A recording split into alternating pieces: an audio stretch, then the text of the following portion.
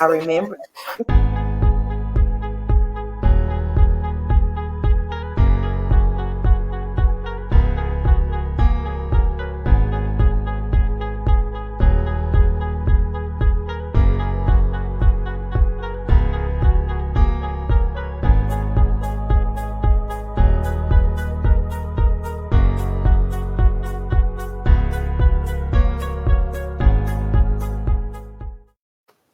Good evening, everyone. How are you?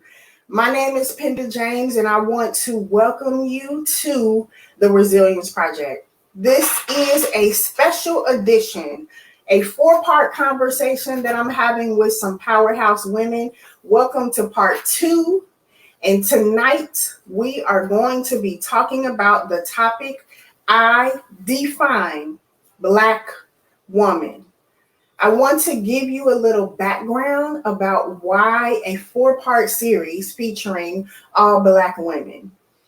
Whenever Breonna Taylor was killed, and then we had all these successions of Black women that were murdered or killed, it just put us into the forefront.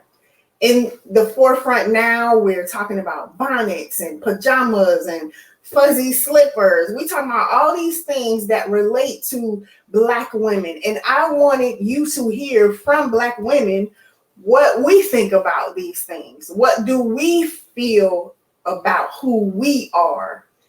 And today, as I was preparing for tonight's broadcast, I looked out the window and realized that I was physically and emotionally and spiritually exhausted. So I had to call my friend Sherrie Berry and tell her, Sherrie, I'm tired.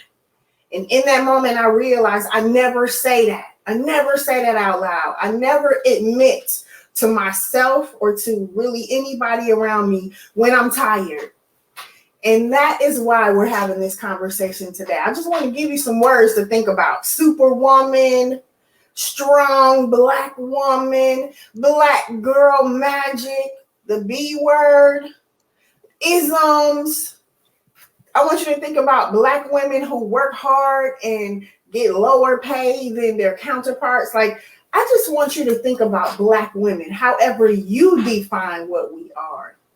And tonight, I have some women that I want to introduce themselves to you, and we're going to have a conversation. So like, share, comment, let us know what you need.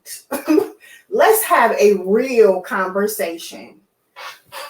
So let's start with Sherrie. Give us a 1-sentence description of who you are. I think that I am a short, let me say this, petite but powerful, strong and resilient Black woman.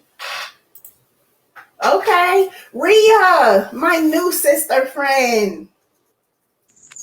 I would like to say that I too am resilient and full of courage and an intelligent, marvelous, gold Black woman.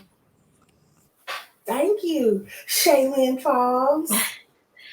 I am a fearless, strong, and intelligent Black woman. Thank you. If you are new to the Resilience Project, you never heard about it, never saw me before, the Resilience Project is an opportunity for me to have conversations with people that I care about who are teaching me their bounce back stories, because there was a season in my life where I forgot my own. And now, as I'm gathering the pieces of my own story, I'm bringing everybody out with me. The Resilience Project is so special to me. And I just want y'all to understand that you may be offended, you may be thinking in your mind, and so you might need to go get your journal and write some notes, because I don't think that we have these conversations enough. So let's start with our first question. Rhea, I'm so excited to meet you. Can you tell us a little bit more about who you are and what you do? So my name is Rhea Adkins. I am from Dayton, Ohio. I've been here all of my life. I have 2 children. One is 17. He's getting ready to walk into his senior year of high school. And I have a daughter who is actively on my lap right now. She'll be 7 months in about a week and a half. Wow. I graduated from Wright State with my bachelor's in sociology and from Indiana Wesleyan with my master's in management. I currently work in the social service field, and I am also an entrepreneur of a vegan food business and product line. Are you vegan? I am. Can you tell us your vegan story? So I would say several years ago, I had went on a fast with my church, and it was similar to the Daniel fast. And for those that are not familiar with it, you basically give up your life. Okay, you give up everything. And I really was just kind of like, I'm like, okay, I know this is for the greater good. I can't really do this, but I started just creating different recipes and food items that actually started tasting good. And I was like, okay, I have quite some energy. I'm like, I'm kind of liking this. And after the fast was over, we had a health scare with my mom, and the doctor had told her, she's got to start eating better. She's got to limit this and this and this. And so that's really just how it kind of just filtered out right after that. Wow. And what's the name of your restaurant? Don't apologize for the baby. I'm sorry. Don't apologize for the baby. What is the name of your restaurant? It's called Vegan It Is Eats. Vegan It Is Eats. And I heard that your food is amazing. So when I come home, I'm going to try to, I don't know when that's going to be, but I'm going to come and get some food. Can you tell us from a place of strength and courage, how do you define Black woman? So from a place of strength and courage, I just define Black woman as just being. And sometimes I think in life, the reason why I use that word is just to be what you need to be in that moment, because we wear so many hats. And so sometimes, you're the entrepreneur, sometimes you're the employee, you're the mom, you're the wife, you're the sister, you're the friend. So I define the Black woman as someone that's able to just be whatever is needed to be and expected in that moment. And what do you do when your soul gets tired? Ooh, sleep. Nah. Well, I would have to say for me, I have to channel and just kind of function everything out and take that time, because I've learned to stop moving while I'm weary and to actually just take time to pause and to assess what it is that I actually need and to be able to communicate that need. Take care of the baby. I'm going to bring you back. But the one thing that you said that really resonated with me was stop moving while I'm weary. Whew. That's it right there. Thank you, Rhea. I'm going to bring you back. There are 4 pillars to the Resilience Project. There's love, faith, courage, and restoration. And for the rest of this month, we are going to be focusing on 1 pillar a week. Last week was a powerhouse conversation, and I just really encourage you to go back and listen to it. Was the soul of a Black woman, and that pillar was faith. This week's pillar is courage. Sherrie Davis was one of the guests of the Resilience Project, and her declaration was, I do not define myself. So Sherrie, I brought you back, and it's ironic because the topic this week is I define Black woman. So I bring you back, even though you said that you don't define yourself. And I want you to describe for us how being a Black woman has been a thread throughout your life. Well, Pen, I want to kind of piggyback on what you said. So I was like, I don't let others define me. Okay. I don't let others define me.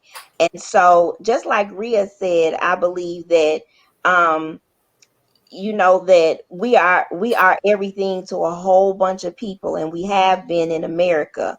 The thread of being a Black woman, I think, that runs through all of our lives is that, one, the Lord has preordained who we're going to be. However, if you're born in America, we have statistics already before you are born to say what percentile weight you're going to be born in, how less nutritious the diet is that your mother's consuming, your income level where you're born, And this is a thread that starts even while we're in the womb. Yes.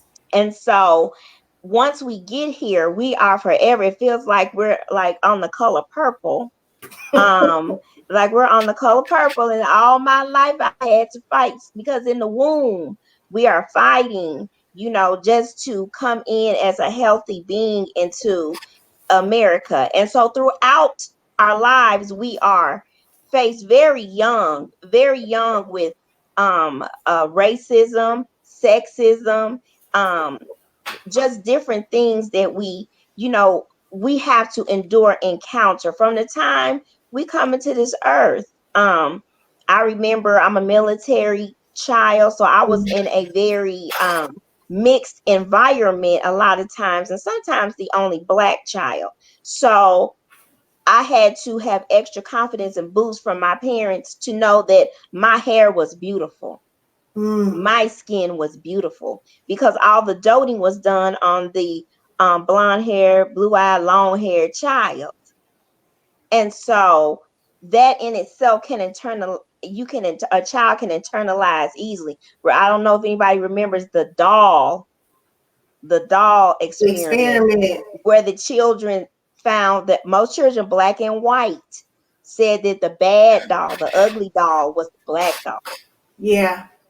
And so going through life, you have to have those people in your life to let you know that you're beautiful, you're capable, and that, once you move forward, being a black woman is the best thing. I wouldn't change anything. And we have our hardships, definitely going through life, but the Resilience Project and getting you a sister network to help support and lift you through these times is something that's valuable. And I'm glad I'm living in a time where that's acceptable and we're pushing to do that. And so you are a black woman who grew up in a predominantly, white community. You work and live currently in a predominantly white community. How do you maintain your culture? We'll go here. I remember you said to me one time, getting my hair done is not self-care. Getting my hair done is part of my uniform. Can you talk about that a little bit? Yes. So although I was surrounded by, definitely a mixed cultural background, which was wonderful exposure to me. My parents groomed me from the womb. My father stood outside the Mason Temple and heard outside in the pouring rain what would be Dr. King's last speech. So there it was no mistaking who I was. And so I have carried that, forward into everything I do. And one thing, and this will go back to Monique, we hear about the bonnet, that we're talking about the bonnet and the head roses and all that. So one thing I think that we carry from Africa, and that was attempted to be stripped from us, was our pride in our appearance. The Egyptians, those from Kush, the Ethiopians, you can go back in all the records and see how they celebrated their beauty. And so I was always taught that when you step outside the door, you represent not only the Davis family, but you represent African Americans. And so I have to be at my 100% best. And having my hair, whether it's natural or processed, has to be looking, professional and well kept. And it doesn't matter if it's processed. I'm of the theory that we can wear it all. We don't have to be limited to just wearing natural or being in a box where we just, we're bad because we're straightening our hair. All of it is black women and celebrating us. So yes, my appearance um to me speaks volumes about me carrying on the torch about who we are, and we move only in excellence. And so I think that's very important. And when you said that to me, it was a light bulb moment for me about how we are taught about self-care. You know, we're taught that self-care, oh, girl, go get your hair done, go get your nails done. And when you broke it down to me, it's like, no, people are looking at me. I am the only African-American, you know, speech therapist in the hospital. And so I need to show up, right? And so that I just really thought that was extremely powerful. And that is a thread throughout your life of being a Black woman. I am because we are. Thank you, Sherrie. I'm gonna bring you back. Thank you. I hope that you all are enjoying this conversation. This is really good. What do you think? Like, I don't want to just talk. I want to hear what the village thinks. How do you define what it means to be a Black woman? And how do you practice your self-care? Is getting your hair done part of your uniform? Getting a massage for some people is self-care, and for other people is maintenance to their body. These are things that we need to think about and understand, because self-care, especially for Black women, when we talk about the superwoman complex, can just be thrown under the rug. I've known a lot of Black women who go on and on and on. That's why I love what Rhea said. Stop when you're weary. This is Shea Falls. Now, she is a entrepreneur. She has 2 businesses. She works in film and television. You know, she is somebody that's really special to me and my family as my goddaughter, but her other godmother will probably, she got other godmothers, they'll be saying something. So, Shea, I wanted to bring you and have you lend your voice to this conversation, because I watch you be intentional to reach out to and to support other Black women who are entrepreneurs and Black men who are entrepreneurs. And I want you to answer the question, what do you want people to know about being a Black woman? Thank you for bringing me on. There's so many things. But one thing that definitely stood out when you were talking was support, accountability. Those are 2 main themes in my life and in my walk of being a Black woman and supporting other Black women. It is all about support and then holding each other accountable. And making sure, like Ms. Sherrie said, of having your network, your sisterhood, again, that relates to accountability. It's super important. I think I learned a lot of it growing up with going to church and realizing that that was what pushed me every single day. And when I went to college, that's what pushed me every single day. And then when I graduated, that's what pushed me every single day, was having my network, having the support, and having the accountability. So talk about why sisterhood is important. Like, you have best friends that you've had since forever. Yes, I have. And we all have gone through our trials and tribulations. Some of my best friends, we've gone maybe a year or 2 without talking to each other, but the love never died. It was, I learned this as I started going to therapy, that sometimes your energies don't align with people at that moment. So it could be nothing went wrong. I didn't, like with one in particular, one of my best friends, there was nothing wrong. I was so confused because I thought I did something wrong. And sometimes you need to take a step back and think, maybe what she needed at that moment and what I needed at that moment were not aligned. And that is okay. It is okay to not be aligned at the same time, because sometimes you need to take your walk and figure out what you need to do for yourself. And she needs to take her walk and figure out what she needs to do for herself. That's good. I want to understand also, why is it important for you to support and be intentional about supporting entrepreneurs who are Black women? I think I want to say it started before I went to college, but a lot of it stemmed from going to an HBCU and seeing our struggles firsthand and seeing how the lack of support can really hurt your business. So I am very intentional about supporting Black-owned businesses, especially Black women-owned businesses.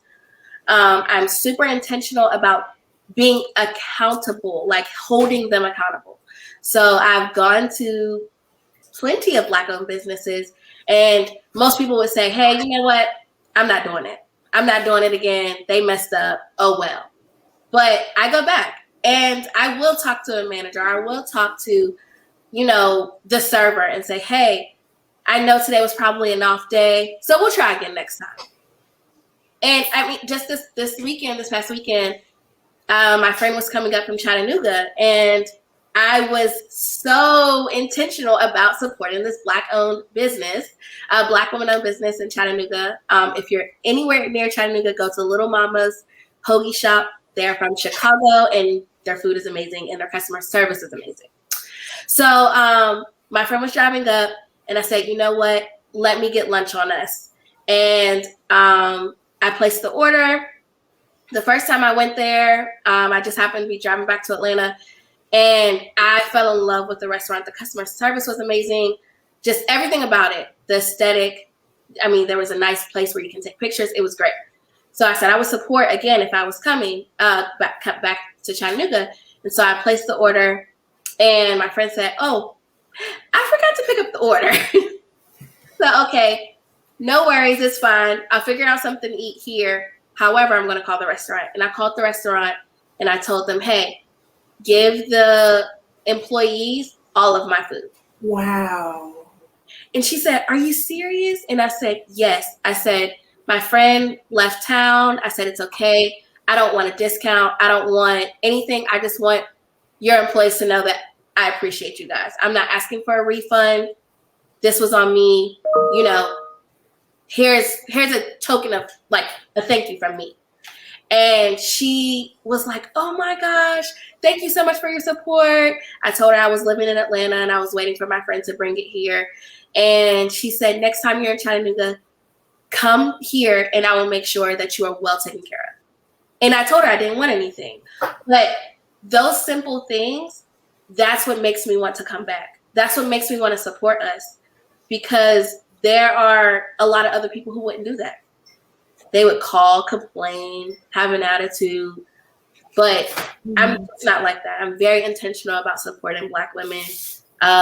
During when you guys were talking about Black Lives Matter, I was very saddened about Breonna Taylor's death. So my friend and I baked goods for the protesters, and all the proceeds that we raised went to her family. And it was just something that we had to do because we wanted to take a stand. I'm so grateful that the future is in your hands. The babies. I'm getting old. I know you getting up there, but thank you for. I know you were a little camera shy, but I really felt like it was important for you to push yourself out there, because as a business owner and owning 2 businesses right now, people need to see you. They need to know who you are. You're a Black woman doing, I was about to say the damn thing, in film and television, and I just thank you for. I'm so used to being behind the scenes. So when people want me to be in the front, I'm like, hey, I'm the person that makes sure the checks are clear for film and television. I'm the one making sure that everything's good. It's not me in the forefront at all. But thank you. Every now and then you need to be in the forefront. I know. I'm trying. So thank you. I'm going to bring you back when we bring everybody back. This conversation has opened up so much for me as far as how, as a Black woman, I show up in the world. If I show up tired, if I show up trying to push myself beyond where I'm supposed to be when I'm tired, that's not good for me or anybody else. And so I'm gonna just say this. There was a couple of weeks ago, I didn't realize that I was in like getting involved in some self-destructive behaviors. And I was eating a lot, eating too much. Like I try to eat by the blood type diet, and I'm O positive. So there's lots of things that I love that I'm not supposed to be eating. And I was like eating a lot of things that I knew I wasn't supposed to be eating. I wasn't exercising the way that I need to. And one particular day, I was so full of emotion, and I was driving and drove through a crosswalk and almost hit a little kid. He wasn't in the crosswalk, but if he had stepped out, I was going too fast. I would have hit him. He was like playing on his phone, so he wasn't paying attention. He was in high school. And I just think about how when I don't pay attention to my body and I don't pay attention to the people around me and how I'm picking up their energy because I'm an empath, like what Shea was saying, like sometimes your energies don't align, to be in a place where I'm picking up everybody's negative energy and I'm not taking care of myself caused me to have really, really self-destructive behavior that could have really changed the outcome of many, many people's lives. And I'm so deeply grateful to God that he had his hand on my life in that moment to show me like slow down. And in that like slow down is slow down everything. Slow down around me. Stop getting on the phone, stop talking to people, just sit with God and have your Selah moment and get it together. So that's real for me. It's real for me that I have an aunt and a mom who both suffered strokes on a day apart from each other. My mom is deceased now, but my aunt had a debilitating stroke. And I promised my other aunt and my family that I will not do that to myself. I will not eat myself into death. I will not be so stressed out and not talk about what I'm feeling and then have a stroke. Like, I just really want to be better, and I want us all to be better. And that's why we're having these conversations. And for our last question, I want to bring all the ladies back. In June, we typically honor the men in our lives.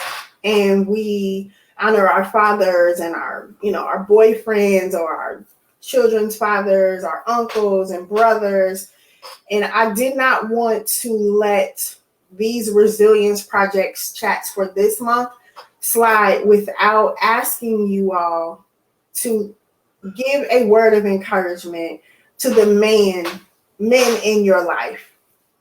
Your question in particular is, how does the courage of a Black woman complement Black men? Whoever wants to start, go ahead. Well, I just want to say to Shea, I am in Chattanooga, so I will be supporting Little Mama's Hoagies. You have to And yes, so I will definitely be supporting her and mention your name. And my sister from Dayton, I have been transitioning to a whole food plant-based diet, so I will be supporting you as well. So when I do come back to Dayton, I definitely want to frequent your restaurant. So I'm not married and I don't have no man, You so got a daddy though. I got a daddy, and I will say that I think Black women are the essence of the world. We are the Eve. I mean, we are the backbone of everything. And I think our love and support for Black men means everything to them when they get it, even if they can't express it.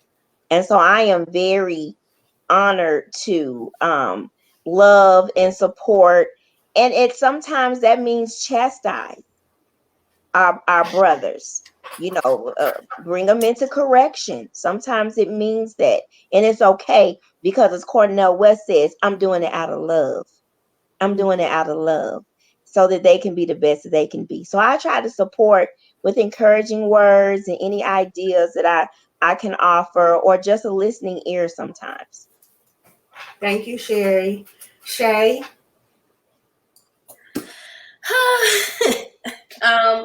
So I want to say, especially from me and being in a new relationship, my courage comes from attending to their love languages. So today, for instance, was actually one day that he really needed my encouragement, and it was, I believe in you. Don't give up. You can do this. Fight for your career. Fight for what you want. Fight for your family. You got this, and I will always be here to support you. Mm-hmm. That's good. Rhea, you have a son. I do, and it's so funny because I'm actually about to use an example for that for him. As he'll be 18 next year. Y'all pray. Are y'all praying? Because listen, I'm not ready.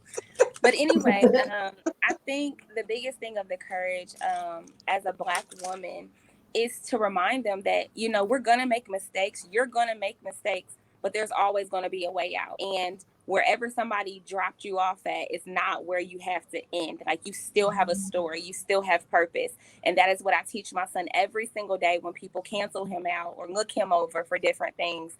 I know sometimes our Black men, they might have, you know, they might have got passed for that promotion, or they might have got passed for that opportunity, or, you know, that connection. But at the end of the day, you know, God is in control of all of that. And so he's sovereign. So what he has for you is going to be for you, and it's not going to work against you. So I believe the courage of the Black woman, we have to be able to kind of see through that. You know, we might want to cry too, but we help them lift their heads up, and then we go in our prayer closet and cry, you know, or our car, or whatever that is. So I believe the courage of the Black woman, just the strength that she embodies, is all that the Black man really needs. In addition to, you know, some other stuff, but that's a whole nother conversation. That's good stuff. You know, I was just thinking as I was listening to you all that I learned my courage from my father, and I was raised by a village of men who are members of Omega Psi Phi fraternity, and I have two brothers, and I have a husband, and I have a nephew. And I think as long as I am able to lean on them, they know that they can lean on me too. You know, and like you said, Rhea, you can't always cry in front of them because daddy be like, shut that up. You know, they don't want to see us cry. They don't want to hear the whole sob story. Just get to the resolution and let's make it happen. And I learned that from my father. And I will never underestimate those lessons that I learned from him, even though I didn't understand them until I was probably in my 30s. You had something else to say, Rhea? I did. I had one more thing I just wanted to say too, about the courage of the Black woman. The courage of the Black woman, giving men the courage to just be themselves as well. So that means introduce all the emotions, laugh, cry, you know, all of those up and downs that I think sometimes we can be like, men don't cry. Like, what you crying for? Like, no, go ahead, cry. Like, let it out. So I think it takes a courageous Black woman to not diminish a Black man for having the emotions that we as humans carry. That's good. Was there anything or any question that wasn't directed to you individually that you wanted to add more content to before I let you all go? I wanted to add this because I had spoke about this in my last podcast with you about not being defined, but I also want to bring things together about us being strong, because I think we have defined strong in such a way that it has hindered our ability to restore and heal ourselves. And I spoke last time about the native Daytonian Paul and Dunbar, we wear the mask. And so no matter what was done to us in slavery, we couldn't show any emotion. So that's one reason why our Black men don't show emotion. And the Black woman is there to encourage them. You need to be able to, it's okay for you to be vulnerable. It's okay for you to show your emotion. But it was something that my sister came across, and she sent to me from Instagram. And it says, only Black women are expected to develop a self-esteem that doesn't correlate with the actual treatment we receive. We are expected to be superhuman, unshaken by abuse, and develop a ridiculously unrealistic and borderline magical type of resilience. Enough is enough. And so we got to learn in our sister groups how to take care of each other and fix our crown. Because strength does not always mean bearing the burden of everybody and everything. And that's what we've been expected to do. And a lot of times that's why we have strokes early, or why we have infertility problems, or why we have a negative relationship with food, because we're trying to heal our wounds so we can help everybody else heal theirs. And so we need to come together and talk about, like you called me and said, Sherrie, I'm tired. I'm like, girl, I know it. It's okay, because we don't get a chance to express those things. But that's how you get your healing. That's how we get our healing. We can no longer be silent. We have to speak our truth. And if being tired is if for the day is what your truth is, and girl, be tired and say it. Yeah, I knew I'm you sorry. were gonna make me I knew she was gonna make me emotional. Like I was like, I'm gonna make it through this whole thing and I'm not gonna cry. That's why this today was so important. Like today, this topic was so important to me, because the whole reason why I started the Resilience Project was because I was not okay. And my definition of who I was distorted by so many things that were happening around me. So that's why I needed y'all to stand with me today. Go ahead, Shea. I was just piggybacking off of what Miss Sherrie said of allowing yourself to feel every emotion does not make you not strong. Doesn't make you weak. A lot of people will say, "Oh, you're weak because you cry." No, I'm not. I'm not at all weak. It is okay to feel every emotion. It is okay to say, "Hey, I'm tired." It's okay to say, "Hey, this battle is not mine, and I'm not fighting it." That is okay. We don't have to fight every single battle. Mm-hmm. Mm-hmm. You can stand from the side and pray. We don't have to fight every single battle. Hey, Yep. listen, my hand's tied. I'm good. I'm good. Yeah, I'm not built for every battle that I try to fight. Right. It doesn't Right. make you weak. It doesn't make you less of a woman. It doesn't make you less of a Black woman either. Nope. Mm-hmm. It is okay to say no.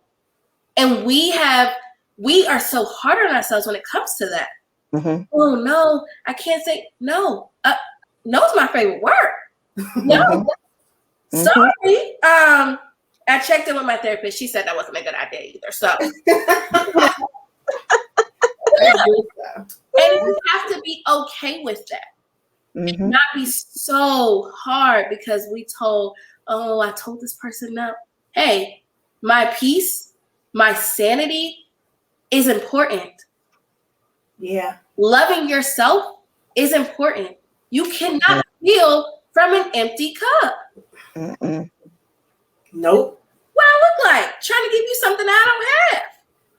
You can't. And we try though, like we try to make it work and just squeeze out, and it's no. There's not one drop left. Mm-mm. You got it. Sometimes you have to say no. Mm-hmm. Yep. When you go against yourself, because we have our intuitions and we know, but we're like, oh, it's okay, I'm gonna do it, and then it bites you in the butt because you know that you were supposed to say no. Mm-hmm. Yep. Set your boundaries. And listen, like stay on your boundaries and listen to your body, because your body will tell you if something ain't right. That's the Holy Spirit. Mm-hmm. Absolutely. You like, if you get that, don't do it. Mm-hmm. Period. Mm-hmm. Don't do it. We know.